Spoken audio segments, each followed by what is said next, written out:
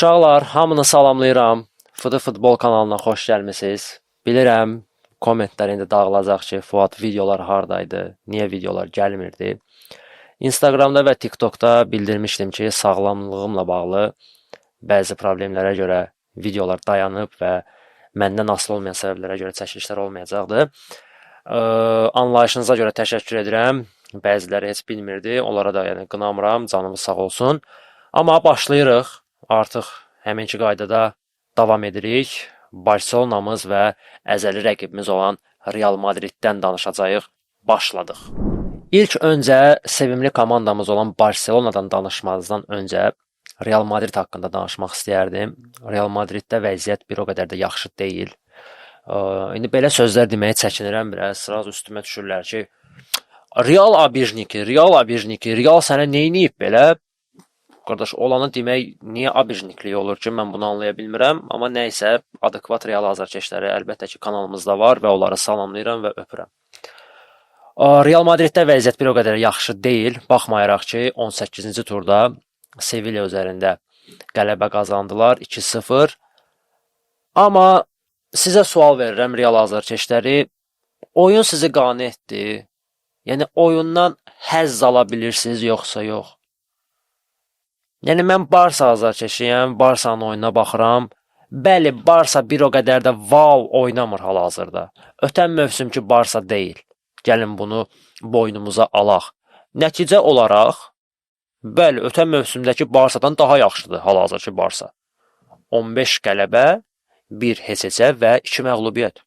Möhtəşəm, ötən mövsüm heç belə deyildi. Amma oyun olaraq hələ də wow deyilik biz. Amma Real Madrid hal-hazırda Barsadan qat-qat aşağı səviyyədə futbol nümayiş etdirir. Halbuki heyəti Barsadan daha yaxşıdır. Gəlin bunu boynumuza alaq. Burada çəkinləsi bir şey yoxdur. Və əgər siz bunu danırsınızsa, o deməli sizdə problem var. Yəni boynumuza almalıyıq ki, Real Madridin hal-hazırki heyəti Barsadan həm genişdir, həm daha keyfiyyətlidir. Mən çəkiliş etməyən zamanlar, yəni çoxlu maraqlı hadisələr baş verdi, amma təəssüflər olsun ki, hər şeyi bir videoda danışmaq qeyri-mümkündür. Xabi Alonso haqqında onu deyə bilərəm ki, Xabi Alonso hal-hazırda özü də bilmir neynəsin. Xabi Alonso öz prinsiplərindən geri çəkilmək məcburiyyətində qalır bəzən. Xabi Alonso bəzən öz strategiyasını, öz ideologiyasını yeritmək istəyir, görür alınmır, qayıdır köhnə Real Madridə. Amma bu belə olmamalıdır. Xabi Alonso öz ideologiyasını axıracan davam elətdirməlidir və bunu yeritməlidir. Problem ondadır ki, yeridə bilmir. Nəyə görə yeridə bilmir? Çünki Real Madriddə hal-hazırda onun statusu digər baş məşqçilər kimi, yəni Ancelotti kimi, Zidane kimi deyil.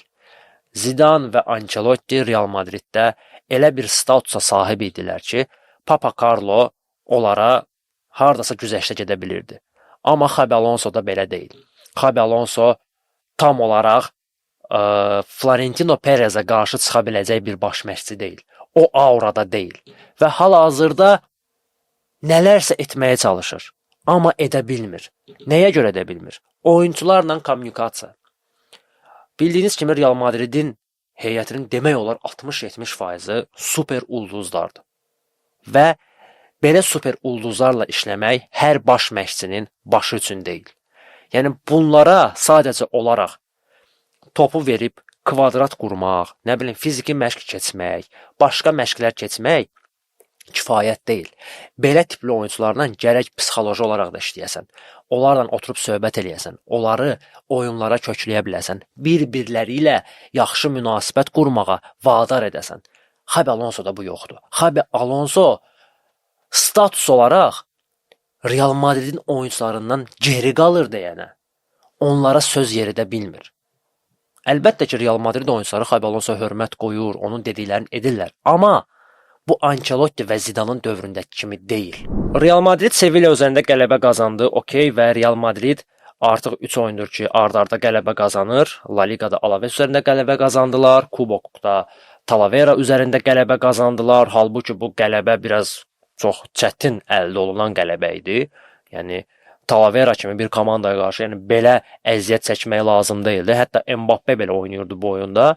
Bu o demək deyildi ki, Mbappeni ona görə oynatdılar ki, Mbappe Talaveranı məhv eləsin, onsuz alınmaz. Sadəcə olaraq bildiyiniz kimi təqvim ilində qollarının sayını qaldırmaq üçün, yəni artırmaq üçün onu oynadırdılar. Amma yenə də Talavera əziyyət verdi Real Madridə və sonda Sevilla qalibiyyəti. Bəli, qələbələr gəlib, amma bu qələbələr dominant qələbə deyil. Yəni Real Madrid bu heyətlə o komandaları bilirsiniz nə etməlidir? Məhv etməlidir. Məhv etməlidir. Yəni belə necə izah eləyim bunu mən sizə? Mən qayıdıb deyirəm ki, Real Madriddə hal-hazırda dünyanın ən yaxşı hücum xətti oynayır. Mənə deyirlər ki, yox, Bayern Münxendə daha yaxşıdır. Bəli, hal-hazırda Bayern Münxenin hücum xətti daha produktiv və daha effektivdir. Bu başqa məsələ. Və yaxud Paris Saint-Germain olsun, və yaxud Barcelona'nın hücum xətti olsun. Amma ad olaraq transfer qiyməti olaraq, yəni Real Madridin hücum xətti ən yaxşısıdır. Yəni hal-hazırda sizin heyətinizdə dünyanın ən yaxşı hücumçusu oynayır. Nəinki hücumçusu, dünyanın ən yaxşı oyunçusu oynayır. Bu Kylian Mbappe'dir. Sizin heyətinizdə dünyanın ən yaxşı sol cinah yarım müdafiəçisi, yəni winger oynayır. Bu Vinicius Junior'dur. Sizin heyətinizdə Rodrigo kimi potensiallı, underrated bir hücumçu oynayır. Əgər siz bunu istifadə edə bilmirsinizsə, əgər bir baş məşqçi bunlardan bir şey ortalığa çıxarda bilmirsə, bu bizim günahımız deyil. Amma mən yenə də fikrimin üstündəyəm və mənə görə Real Madridin hücum xətti ən yaxşı hücum xəttidir. Mən bunu belə görürəm. İndi yenə deyirəm, bundan istifadə edə bilmirlərsə, bu bizim problem deyil.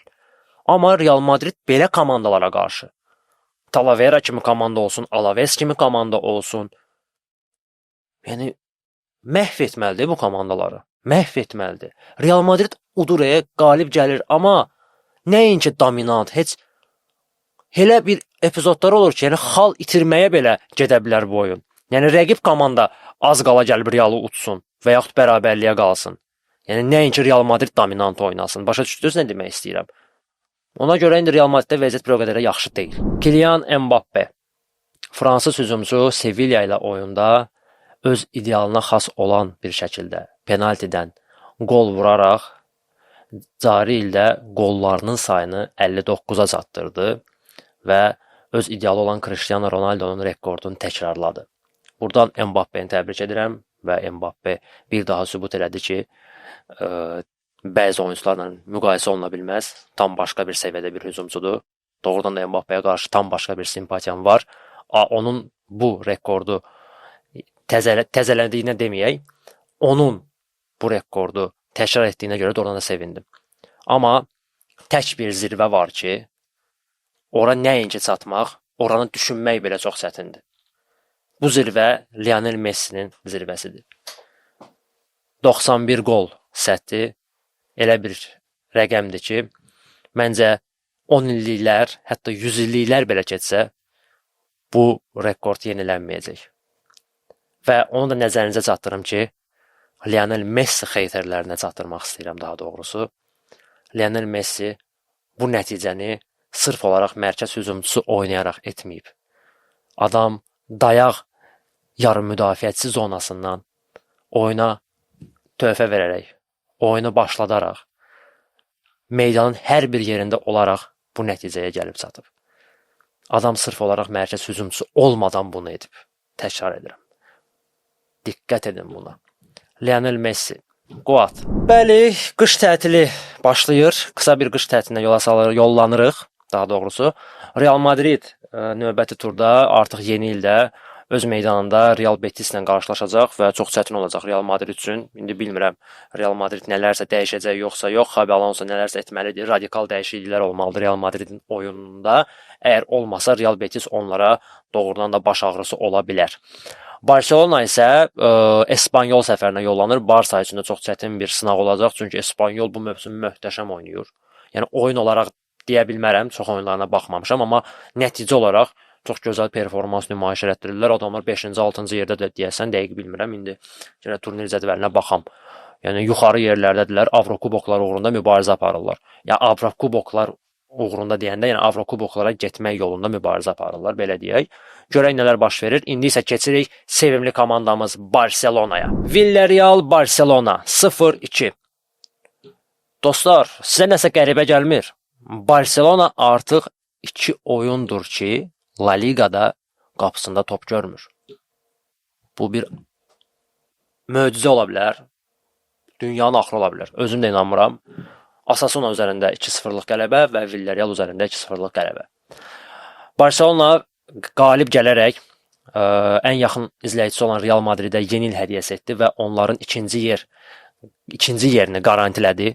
Çünki Villarrealın 2 oyun ehtiyatı var və onlar dünən Barselonaya məğlub olmasaydılar və yaxud heç etsəydilər və o 2 ehtiyat oyununda qalib gəlsəydilər, Real Madridi keçib ikinci yerə çıxacaqdılar, amma artıq bu mümkün olmayacaq. Onlar qalib gəlsələr belə Real Madridə çatmırlar. Və buradan Real Madrid azarkeşlərinə belə bir yeni il hədiyyəsi biz edirik. Halal xoşunuz olsun. Yeni iliniz mübarək. Happy New Year. Okay. Başlayırıq nədən? Pedri yox idi. Pedri yox idi. Oyundan bir gün öncə dedilər ki, Pedridə nəsə əzələdə problemlər var və ciddi bir şey yoxdur və Flick risk etmək istəmir. Bu da düzgün bir qərar idi. Risk etmək əlbəttə ki, lazım deyildi. Boğazım qurudu. Nəysə. Amma De Jong, Frank De Jong bilirik ki, hal-hazırda bir o qədər də yaxşı formada deyil. Nəsə onun ailəvi problemləri olub, şəxsi məsələlər olub və doğrudan da Frank De Jong bir neçə həftədir ki, artıq o deyildi. Amma Villarreal-la oyunda yazıq Frank De Jong həm Pedri oldu, həm Frank De Jong oldu. Hər iki cəbhədə mübarizə aparırdı və göstərdi ki, doğrudan da öz formasına qayıdır. Yavaş-yavaş həmin alışdığımız Frankini biz görə biləcəyik. Bizim 2 dənə Garcia'mız var. Biri Juan Garcia, biri Eric Garcia. İndi mən bunların hansını tərifləyim, hansını tərifləməyim bilmirəm. Hansından başlayım daha doğrusu. Gəlin Eric Garcia'dan başlayaq. Çünki Juan Garcia haqqında çox danışacağam. Eric Garcia, maskalı kapitanımız deyək buna, nə deyək, gizli kapitan deyək. O maskanı da taxıb Puyol yadıma düşür. Puyolun da bir maskalı vaxtları var idi. O 2004-2005-ci illər idi deyəsən, onda taxırdı o maskanı. Dəqiq bilmirəm. İndi demirəm, Eric Garcia Puyoldur, sən Allah səhv başa düşməyin, yəni sadəcə olaraq müqayisə edirəm. Amma Eric Garcia'nın o qalib ruhu, Eric Garcia'nın o komandaya yandırdığı can, komanda uğrunda mübarizəsi doğrudan adama ləzzət edir, adama həzz verir. Hiss olunur ki, bu komandaya görə doğrudan da hər şeyin qoymağa razıdır və belə oyunçularımız olduqca biz əlbəttə ki, daha da yüksək yerlərə gedə bilərik.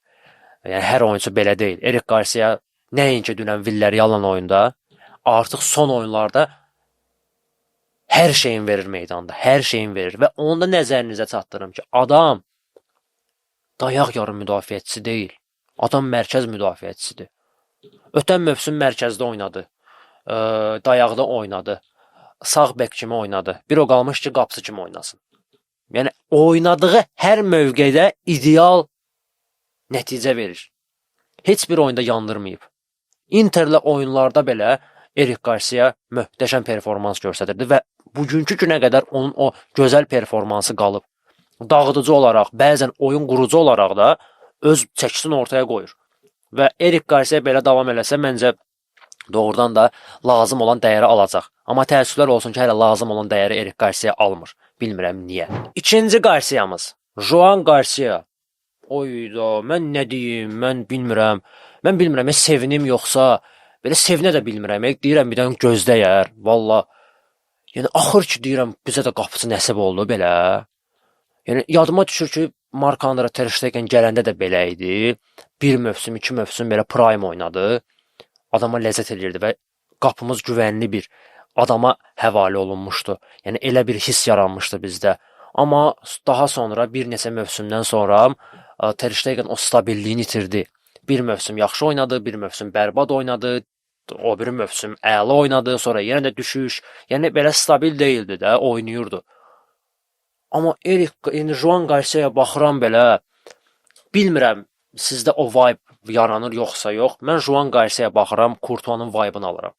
Belə xarici görünüşlərdə oxşuyur. Yəni ikisi də hündür boy qapıçılardır. 1.90-dan yuxarıda 2-yə yaxındır boyları. Həm də oyun tərzi, belə refleksləri, doğrudan da Courtois-ya oxşadıram. Demirəm, amma Courtois-dan güclüdür. Yəni, qulaqları ilə qulaq asanlara müraciət edirəm, başqa yerləri ilə yox. Amma mənə Courtois-nın vibe-ını verir. Bilmirəm niyə. Yəni, Courtois-ya oxşadıram onu və Garcia dünən möhtəşəm oynadı. Garcia Villarreal-a qarşı sadəcə olaraq super. Bəli, orada bəzi epizodlar oldu ki, Villarrealın o yaratdığı qol epizodları ofsayd idi və onsuz da qol olsa belə hakimlər o qolu saymayacaqdı. Amma yenə də əməyin aşağılamaq istəmirəm. Yəni qapısına 10 epizod oldusa, onun 5-i ofsayd, 5-i oyun epizodu idi və hər bir epizodda öz çəkisini ortalığa qoydu. Öz belə təcrübəsini ortaya qoydu və belə təcrübə də gözləmirik biz ondan. Təcrübəsi də yoxdur belə adamın. Yəni 2-3 ildir belə professional futbolda biz onu görürük. Elə 2-3 ildir ki, belə orta səviyyəli klubdan gəlib bizə. Yəni orta səviyyədən də aşağı bir klubdan gəlib və belə bir performans göstərməsi doğrudan da göstərdi ki, mən əsas heyətə layiqəm və mən sağlamamsa, mən yaxşıyamsa, əsas heyətdə mən oynayacağam. Ter Stegen sağ-salamat qaqaşa dözüb klub axtar. Ter Stegenlə vəziyyət o qədər bərbaddır ki, Ter Stegenlə Girona maraqlanır. Təsəvvür edirsiniz? Və Ter Stegenin qoyunluğu, Ter Stegenin o avamlığı bilirsiniz nədə oldu? O yayda klubdan getmədi. Sən 2026-cı ildə dünya çempionatında oynamaq istəyirsənsə, mütləq şəkildə öz klubunun əsas qapıçısı olmalısan. Və Barcelona Joan Garcia'nı transfer edəndə açıq-aşkar Ter Stegenə bildirdi ki, qardaş, sən komandanın əsas qapıçısı olmayacaqsan. Sən rezervsən, sən ikinci qapıçısan. Bunu anla. Adam dedi, okey, mən razıyam, mən mübarizə aparacağam, özümü göstərəcəm. Amma yəni ağır zədədən qayıtmısan. Joan Garcia prime modunu açıb. Adam da oradan da möhtəşəm oynayır və sən onu bu dəqiqə qapıdan çıxara bilmərsən. Adamın sürəti də var, oyun oxuması var. Yəni əsl Flick'in offside taktikasına uyğun bir qapıçıdır. Oyunu tutur, yəni hiss edir ki, hansı məqamda çıxmaq lazımdır, hansı məqamda çıxmaq lazım deyil və bunun fiziki göstəricisi belə ona imkan verir. Amma Ter Stegen'də artıq bu deyil. Ter Stegen qabaqçı kimi cəhd deyil. Artıq ləngədir Ter Stegen. Amma Ter Stegen bunu anlamaq istəmədi və dedi, mən mübarizə aparacağam. Ter Stegen'in klası qalıb, əlbəttə ki, qalıb və hal-hazırda Ter Stegen daha orta səviyyəli komandalara getsəydi, yayda, indi əsas heyətdə oynasaydı, bəlkə də 2026-cı ildə Almaniyanın əsas qapıçısı elə olacaqdı. Amma hal-hazırda Nagelsmann üçün çox böyük bir sınaq durub. Yəni oyunda bilmir qapıda kim oynatsın. Yəni Ter Stegen o deyil və inanmıram ki, mövsümün sonuna qədər Ter Stegen əsas heyətə düşsün.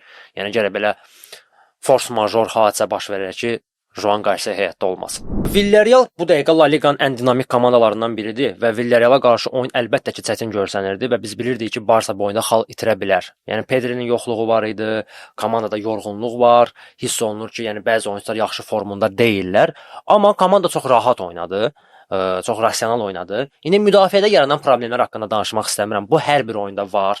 Hər bir oyunda olacaq. Yəni artıq bunu bir normal bir şey kimi qəbullanmışam mən artıq və bunu bu haqqda danışmaq istəmirəm. Müdafiədə boşluqlar var, müdafiənin arxasına atılan ötürmələr hamısı keçir, qapıçı ilə təkbətək qalırıq, rəqiblər qapıçı ilə təkbətək qalır. Bu normal bir şeydir, artıq bunu qəbullanmışam. Bu hər oyunda var. Alaves-lə oyunda da bu olur, Elche ilə də bu oyunda olur, Real Madrid-lə də oyunda olur. Ona görə normal bir şeydir və bu haqqda çox da danışmaq istəməzdim. Amma məncə oyunun qırılma nöqtəsi birinci hissədə Veiganın aldığı qırmızı vərəqə də oldu. Bəli, Veiga Villarrealı pis vəziyyətdə qoydu. Demirəm ki, Villarreal qırmızı vərəqə almasaydı və azlıqla qalmasaydı, Barsa qələbə qazanmayacaqdı. Yox, hələ bu qırmızı vərəqə Barsanı biraz arxayınlaşdırdı. Barsa biraz daha rahat oynamağa başladı ki, onlar 10 nəfərdir və onlar daha effektiv şəkildə hücuma getməyəcəklər, ancaq əks hücuma oynayacaqlar. Ona görə Barsa biraz daha rahat oynamağa başladı. Amma digər tərəfdən isə, yəni Veiganın olması bəlkə də başqa bir şeylərin gətirib çıxarmasına apara bilərdi. Ona görə amma belə oldu. Veigan qırmızı vərəqəsi mənə görə açıq-aşkar qırmızı idi. Yəni adam açıq ayaqla, məqsəd topa deyil, məqsəd sırf olaraq oyuncunu zədələməkdir. Aqressiya var. Yəni hərəkətində onun heç bir belə top yoxdur. Yəni məntiqdə top yoxdur ki, mən topu oynayım, topu alım. Məntiq olaraq sırf olaraq arxadan iki ayaqla girməkdir və oyuncunu zədələməkdir. Yəni belə bir şey deyim sizə. İndiki kimlər ki deyir ki, orada qırmızı vərəqə yoxdur, onlara bildirmək istəyirəm ki, ötən mövsüm Sevilla Barsa oyununda eynən buna oxşar epizod olmuşdu və Ferminə qırmızı vərəqə vermişlər. Hətta belə deyim, Ferminin epizodu daha yumuşaq epizodu idi, nəinki Veiganın epizodu. Amma orada hakim Ferminə güzəştə getmədi və qırmızı vərəqəni verdi. Yəni özünüz də baxa bilərsiniz, epizodlar oxşardır. İkinci hissədə Flick gördü ki, biraz ürəyi sıxılır və Villarreal-a biraz güzəştə getmək istədi. Dedi ki, gəl oyuncularımızın sayını bərabərləşdirək. Siz 10 nəfərdən oynayırsınız, biz də 10 nəfərdən oynamalıyıq. Biz kişi komandasıyıq, biz sizə dəstək olacağıq, haqqını oynayacağıq. İndi deyə bilərsiniz ki, bizdən heç kim qırmızı almadıq. Yox, qırmızı almasa belə Flick qərara gəldi ki, oyuna Lewandowski-ni salım və Lewandowski oyuna girəndən sonra avtomatik olaraq Barsa 10 nəfərlə oynamağa başladı. Görsəndi ki, Lewandowski o deyil. Yəni biz Lewandowski ilə çox getməyəcəyik. Lewandowski-ni tərifləyənlər, Lewandowski manyakları, zəhmət olmasa xətrimizə dəyməsin. Hal-hazırda Lewandowski doğrudan da çöküşdədir. Yəni bunun da ən başlıca səbəbi yaşıdır. Yəni anlayıram adamın pensionerdir. Gedib indi Ərəbistanda yola verməlidir o. Ya da Türkiyədə gedib bir şəkildə nəsə özünü göstərməlidir. Amma İspaniya La Liqasında və ya Çempionlar Liqasında oynayan oyuncu deyil. Və bu dəqiqə Barsaya onun zərrə qədər belə xeyri yoxdur. 3 oyundan sonra indi gedib nə bilim hansısa komandanın qapısına 3 top vuracaq. Sonra yenə də çöküş. 10 oyundan sonra gəlib yenə də 2 dənə qol vuracaq, sonra yenə də çöküş. Yəni bizə belə hücumçu lazım deyil. Bizə stabil hücumçu lazımdır ki, komandaya qol assistdən əlavə olaraq oyun qurulmasında, komanda işində kömək eləsin. Hal-hazırda Lewandowski-nin komandaya bir xeyri yoxdur. Yəni faydalı iş əmsalı demək olar 0-a bərabərdir. Bax 0-a, bu 0. Bu 3 deyil ha 0. Nəysə, Lamine Yamal. Biz Lamine Yamalı nə qədər pisləsək də, daha doğrusu mən və ya tənqid etsək də bəzi o yersiz hərəkətlərinə görə, bəzən Lamine Yamal çox sadə bir yerlərdə, sadə epizodlarda çox qəliz oynamağı seçir. Nəm Trivela verir, Rabona verir, giz-giz paslar verir. Bunu hamımız görmüşük və ona görə bəzən bunu qınayırıq. Bu əslində normal bir şeydir, bəli. Biz özümüz görürük. Azdan çoxdan futboldan anlayışımız var və görürük ki, burada sadə pas versən daha effektiv olar. Nəinki o Trivellanı versən və yaxud fint etsən.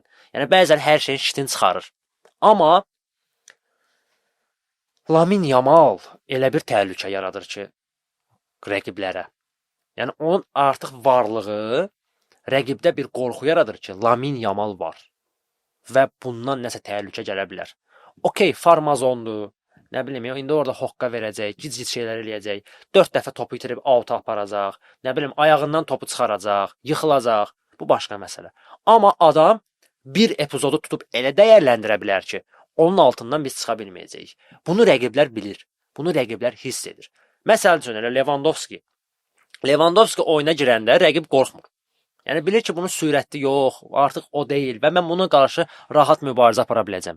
Amma Lamine Yamal belə deyil. Lamine Yamalın klası o qədər yüksəkdir ki, o qədər böyük istedada malikdir ki, adamın varlığı belə artıq rəqibdə qorxu yaradır. Yəni biz bu varlığı Interlə oyunlarda görmüşdük. Yəni Inzaghi demək olar sol cinahı, yarım müdafiəni, nə bilim müdafiəni salmışdı Yamalın üstünə. Biz hamımız bunu görmüşdük. Yəni artıq o Yamalın bir reklam oyunuydu, bir vitrin oyunuydu mənə görə və ondan sonra Lamine Yamala qarşı artıq başqa cür yanaşırlar. Lamine Yamal doğrudan da gəzən bir təhlükədir. Rəqib üçün bir təhlükədir və Lamine Yamalın olması ad olaraq artıq rəqibi qorxuzur. Ona görə Lamine Yamalı elə bilirlər ki, mən sıxıram. Lamine Yamal statistikası nə bilim nə. Bəli, ötən mövsümdəki kimi deyil. Lamine Yamal ötən mövsüm daha produktiv idi. Nə mənada? Bəlkə gol assistinə görə indi daha çoxdur, okey. Amma Lamine Yamal daha rahat oynayırdı, daha komandaya oynayırdı. İndi daha belə freestyler style oynayır. Yəni biraz özünü göstərmək istəyir, publikaya işləmək istəyir. Bu normaldır. Yəni top klass oyunçular, yəni elit oyunçular özlərini belə reklam etməlidir. Bu lazımdır. Amma hər şeyin həddi var, qədəri var. Yəni zibilin çıxarma Yamal, qalan hər şey zordur. Öpürəm səni. Barsa inamlı qələbə qazandı Villarreal üzərində və çox çətin bir rəqib idi. Biz doğrudan da gözləmirdik ki, yəni Barsa bu oyunda belə rahatlıqla qələbə qazanar. Mənə görə rahatlıqla qələbə qazandı. Yəni Barsanın momentləri də çox oldu. Yəni vura da bilərdi, hesab böyük ola bilərdi, buraxa da bilərdik. Amma məni təəccübləndirən şey o oldu ki, Barselona artıq 8 oyundur ki, La Ligada qələbə qazanır. Sizə sual verirəm. Belə stabillik, belə bir uzun seriyanı siz axırıncı dəfə haçan görmüsünüz Barsadan? Ötən mövsüm bəli var idi, amma arada bir heç olurdu, arada bir xalat edirdi orada, nə bilim, arada bir güzbala ilə qələbə qazanırdıq. Amma indi belə deyil. Barsa El Clasico'dan sonra demək olar bütün rəqibləri üzərində deməyək ki, rahat, amma belə rusların bir sözü var, na opiti. Yəni təcrübədə qələbə qazandı. Rahatlıqla deməyək, yəni belə relaksda qələbə qazandı da, belə normal, belə də olmalı idi. Yəni çox belə rahat. O Samir'in sözünə qüvvət. Samir demişdi ki, Real Madrid orta klublarla xal itirməyəcək. Samir onu deyəndən sonra Real başladı orta klublarla xal itirməyə. Nə Celta ilə xal itirdi, Rayo ilə, Elche ilə xal itirməyə başladı. Amma Barsada əksinə oldu. Problem bundaydı ki, Barsa orta klublarla xal itirirdi. Böyük oyunlarda udurdu. Amma Realda əksinə idi. Bu mövsüm tam başqa cür oldu. Bu mövsüm Real orta klublarla xal itirir, amma məsələn Barsanı Klasikoda utdu, Villarreal utdu, Atletico'yu uduzdu, okey. Amma Real bu dərəcədə orta klublarla xal itirmirdi. Bu il konkret bu mövsüm daha zibilin çıxartdılar. Amma Barsa da rahatdır. Barsa orta klublara artıq belə o qədər də güc qoymadan rahat şəkildə udur. Yəni belə davam eləsə Barsa, yəni çempionluq çox uzaqda deyil. Amma yəni əlbəttə ki, yəni biz bilirik də bu Barsadır. Barsa həmişə öz-özünə problem açmağı sevib. Barsa o komandadır ki, ona rəqib lazım deyil. Barsa bəzən durduq yerə öz-özünə problem aça bilər, öz-özünə rəqib ola bilər. Yəni öz-özümüzə privilegiya axtarmasaq dayana bilmirik. Amma ümid edirəm ki, Flick buna imkan verməz. Flickin rasionallığı, o disiplini Barsanı daha da güclü edəcək yeni ildə və görək nələr baş verir. Rafinha. Bilirəm mən bu mövzu haqqında biraz gec qalmışam. Üzürlü sayın. Çünki yenə təkrar edirəm, sağlamlığımla bağlı yaranan problemlərə görə bu haqda danışa bilməmişdim və öz fikrimi bildirməmişdim. FIFA'nın bu qərarı mənə biraz absurd gəldi. Ümumiyyətlə birinci sualım odur ki, nəyə görə 4-4-2 sxemindən istifadə etdilər və orada oynayan oyuncular 4-4-2 sxeminə uyğun deyillər. Pedrini sol cinaha atıblar, Palmeri sağa atıblar. Yəni suallar əslində çoxdur o heyətlə bağlı. Amma ən iki böyük sualım Cole Palmer'la Jude Bellingham'dır. Daha doğrusu Jude Bellingham. Okey, Jude Bellingham ötən mövsüm deyəsən 20-yə yaxın və yaxud 20 plus gol asisti var idi. Amma məntiq olaraq o faydalı iş əmsal olaraq komandaya heç nə verməmişdi və Real Madrid heç nə qazanmamışdı. Mənə görə ötən mövsüm Real Madridin ən yaxşı oyuncuları Mbappe və Valverde idi. Yəni Bellingham nə dəxli, yəni Bellingham orada niyə olsun? Yəni mənim Bellinghamdan şəxsi qərəzliyim yoxdur, amma yəni haqqında danışaq da, yəni Bellingham orada nə gəzir? Və yaxud Cole Palmer. Cole Palmerin yerinə məncə Doué olsa daha yaxşı olardı. Yəni Cole Palmer okey də dünya çempionatında parıldadı, razıyam. Komandanı daşıdı, konferans liqasında daşıdı. TikTokda bir qaqaş çıxmışdı qabağıma, qəşəng futboldan danışır. Deyəsən Barsadan keçdi. O Palmeri tərifləyirdi ki, Palmerin burada olması normaldır. Dostum, yox, Palmerin orada olması normal deyil. Nəyə görə normal deyil? Çünki Palmer deyirsən ki, konferans liqasında, yəni Avrokubokda nəsə eləyib və qalib gəlib. Okey, razıyam səninlə, amma konferans liqası elə bir çempionatda ki, elə bir yerdir ki, Chelsea-nin rəqibləri Chelsea-dən 5 dəfə bəlkə aşağı leveldə komandaları idi. Chelsea-nin orada qalib gəlməsi gözlənilən idi və Palmer orada wow işlər görməmişdi. Hətta mənə elə gəlir ki, deyəsən konferans liqasında Palmer yox idi. Mən onu dəqiq aydınlaşdırmamışam, maraqlanmamışam. Məncə heç Palmer yox idi konferansda, onu ora salmamışdılar. Məlumatsızam, indi əgər nədəsə səhv deyirəmsə düzəldə bilərsiniz. Amma yəni Palmerin belə orada olması, yəni demirəm də not okey, yəni okey, dünya çempionatına görə hardasa razı olaram. Tutaq da hə, EPL-də biraz nələrsə elədi, amma mən Desire Doué'nin orada olması mənə daha məntiqli gəlirdi, nəinki Cole Palmer'in. Amma Bellingham'ın olması mənə vəbşə yandırdı. Və Rafinha'nın olmaması mənə 2 qat qoydu. Yəni Rafinha zatdır belə pis çıxmasın, onu da belə görürəm. Yəni adamın 60 neçə gol plus asisti var, Rafinha'ya orada yer tapılmadı. Niyə? Mənə görə heyət belə olmalıydı. Pedri mərkəzdə olmalıydı, yanında Vitinha, solda Rafinha, sağda isə Desire Doué. Bomba kimi heyət. Öz fikirlərinizi bildirə bilərsiniz. Yəni Palmer belə mənim üçün orada artıqlıq eləyir, amma yəni o olsa problem deyil. Okey, amma Desire Doué daha çox layiq idi o yerə, nəinki Palmer. Belə, zədələr haqqında danışmaq istəyirəm dostlar. Zədələrimiz də var.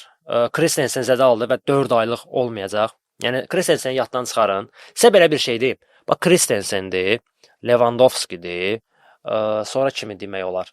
Ter Stegen'dir, Szczesny'dir. Bax belə oyuncuları yaddan çıxardın. Yəni bunların bizə bu mövsüm xeyri dəyməyəcək. Bunu indidən sizə deyirəm, bilin. Yəni onlardan nəsə belə wow bir şey gözləməyin. Amma Barsa transferlərə də maraqlanır. Qışda transfer etmək istəyirlər. Deyilənlərə görə ki, müdafiəçi istəyirlər almaq. Amma mən bilmirəm ki, yəni müdafiəçi qışda bunlar kimi almaq istəyirlər. Yəni Schlotterberg alatsan sən qışda. Qışda Schlotterberg alıb oynada bilməyəcəksən Çempionlar Liqasında. Daha sonra Schlotterberg heç gəlməz qışda. Və ümumiyyətlə böyük klubların qışda transfer etməsi biraz normal deyil. Bu Real Madrid də Barcelona da qışda transfer edəndə həmin oyunçular batırır. Qışda o an transfer edirsən ki, sən hansı oyunçu zədə alır uzun müddətli və onun yerini doldurmaq üçün müvəqqəti şəkildə bir oyunçu alırsan.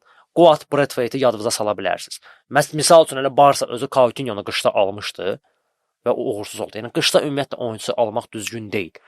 Və məncə əgər müdafiəçi alırıqsa biz, mərkəz müdafiəçisi almaq istəyiriksə, orta səviyyəli La Liqada oynayan bir müdafiəçi alına bilər. Və yaxud La Liqa təcrübəsi olan solaxay mərkəz müdafiəçisi alına bilər, orta səviyyəli. Məsələn, Emerick Laporte. Emerick Laporte gəldi Bilbao'ya da, Əl Nəsrdən qayıtdı. Onu elə Əl Nəsrdən biz özümüz ala bilərdik də. Adama qayıt deyirlər ki, Əl Nəsrdən niyə Laporte alırsan, əgər Inigo Martinez özünü ora buraxmısan, nəysə. Yəni elə tipli bir müdafiəçi lazımdır ki, yola versin mövsümün sonuna qədər, orta səviyyəli. Amma belə böyük transfer istəyiriksə, onun qışda olması real deyil və normal bir şey deyil. Əlbəttə ki, bu yayda olmalıdır. Dostlar, məndən bu qədər, çalışdığım qədər bu buraxdığım yerləri, olmadığım vaxtların fikirlərini kompensasiya edim, tez bir zamanda hər bir şeyi izah edim sizə. Bacardığımı etdim, inanmıram ki, daha çox bacarım, çünki çox olur video, uzun video olmasını istəmirəm. İnşallah artıq növbəti çəkilişlərimizdən stabil qaydamıza qayıdırıq və sonda yeni il çəkilişimiz olacaq. Yaxın günlərdə onu da eləyərik. İlin yekunu videosunu çəkmək istəyirəm, görək ilin yekunu nəyə çəkə bilərik. Maraqlı bir temalar fikirləşərik. Hamınızı öpürəm. Bayramınızı hələ təbrik etmirəm, çünki növbəti çəkilişdə bunu edəcəm. Növbəti görüşlərədək kanala abunə olmağı unutmayın. Baxırsınız videoya, dəstək olursunuz, bəyənirsiniz, amma heç kim abunə olmur, bəyənmirlər videonu, yandıran o da məni. Nəysə, küstüm sizdən, çəkməyəcəm video. Öpürəm hamınızı. Visca Barça, Visca Catalunya.